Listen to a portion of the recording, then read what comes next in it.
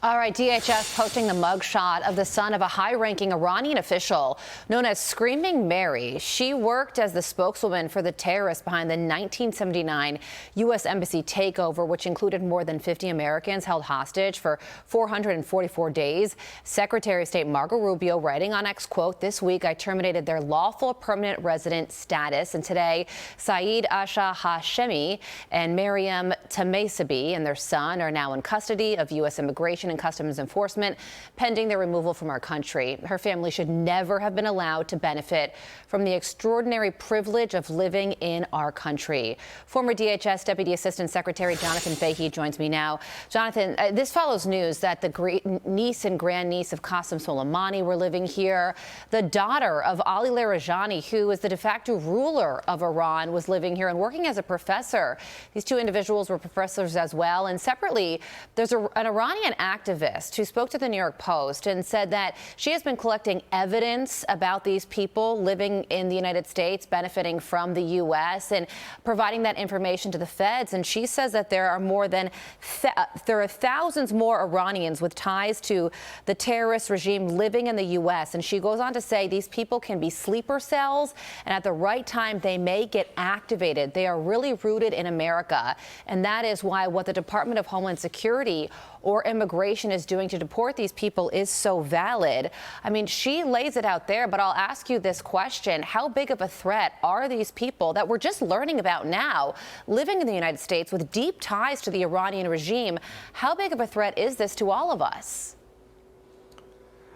I think this should be taken very seriously, and it could be a very big threat, and we just don't even know. And that's the interesting thing about it, is how many other people that might not be sort of as well known or as easily identifiable in terms of being connected to the regime be in this country. And I think Secretary Rubio's point was such a great point in that it's an extraordinary benefit to be here. And why did we let people like this in here to begin with? Where was the vetting on that end? But yeah, on the national security end, what he's doing is exactly right. Hopefully it deters others. But there is a concern, and it sort of brings us back to we need DHS open because we need to prevent something bad from happening rather than react to it if something bad does happen. That's so true. And not just by executive order of the president to pay these important workers, but actually have the department fully open. There's another Iranian activist, Jonathan, who said they are here to influence policy, talking about these Iranians. They are here to steal technology, and that's a national security threat. We are incredibly happy to see the U.S. is finally deporting these regime thugs and sending them back to the very hell that they built for Iranian citizens. I mean, you asked the question, and I'll pose it to you again. Why were these people allowed to come to the United States in the first place?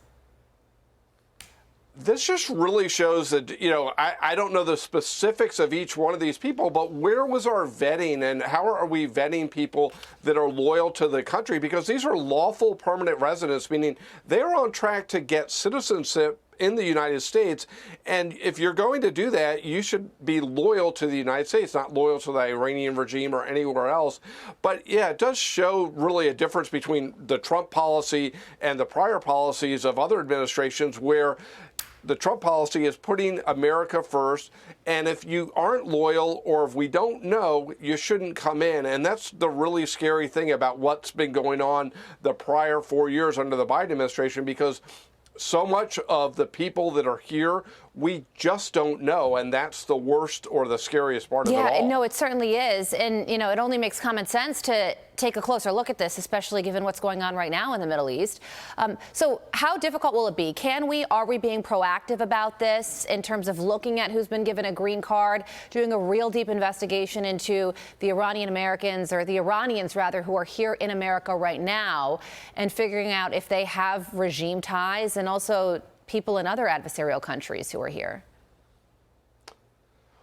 It does seem like we're being proactive just because of these recent actions by Marco Rubio. And my guess is, or my supposition is, there are other people that aren't as high profile that the same thing may in fact be happening.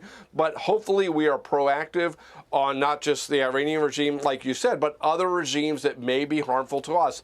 People need to go. And the most important part is, let's stop people coming in that might harm us, because it's a lot harder to kick someone out than to say you can't come in. And I think that's one of the best things this administration's been doing. Yeah, so far 3 families with ties to high-ranking Iranian officials, and in 2 of those families there were people working as college professors, which is another through line that should not be ignored. Former DHS Deputy Assistant Secretary Jonathan Fahey, we thank you so much for your time on this very important and concerning topic. Be sure to like and subscribe for all the Fox News latest on YouTube, and catch full shows streaming now on Fox One.